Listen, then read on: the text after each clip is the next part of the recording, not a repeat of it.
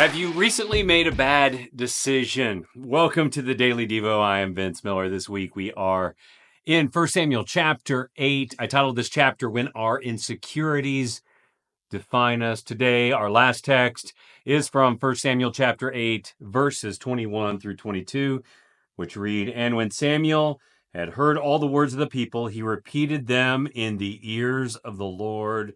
And the Lord said to Samuel, Obey their voice and make them a king.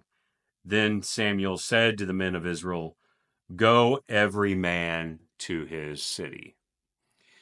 So, church, this is a sad and very solemn moment in Israel's history. And Samuel finds himself at a bit of a crossroads.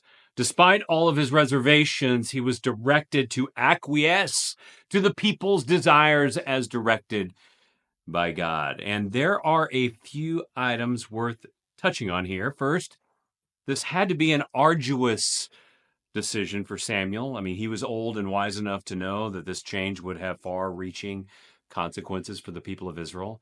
Like a father with a wayward son, he could warn them of the dangers, but he knew that they would have to make their own choice and learn from the consequences.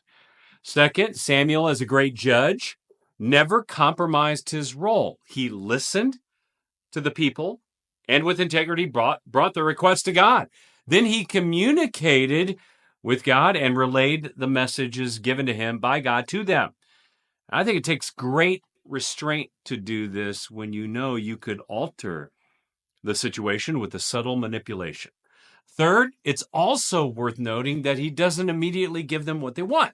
Instead, he sends them home, possibly to think about their decision for a bit, but their bias has set in, and they are convinced that they want a king, and they are determined to have one. You know, Israel here made another bad decision, one that would result in numerous complications into the future. They rejected God as their king and chose instead to have a mortal reign over them. This choice would ultimately teach them many hard lessons about kings, one we are still learning in our time, that there is only one just and righteous king, the King of Kings, Jesus Christ. Correct? Correct.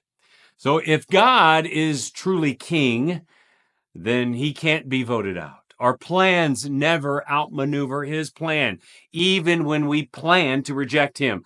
Thus, our plans never prevent his plan. We could make a lifetime of flawed plans, but nothing will stop the eternal king. Right into this story, during the reign of an oppressive Roman king, God inserted a sinless son into the story by royal appointment, who would live and die and rise again as the King of Kings. So while this is a sad moment, salvation from sin will come, because our lifetime of bad decisions will never stop the King of Kings. I love you guys. I pray this has blessed you. If it has, share it with someone else, and I'll see you right back here again.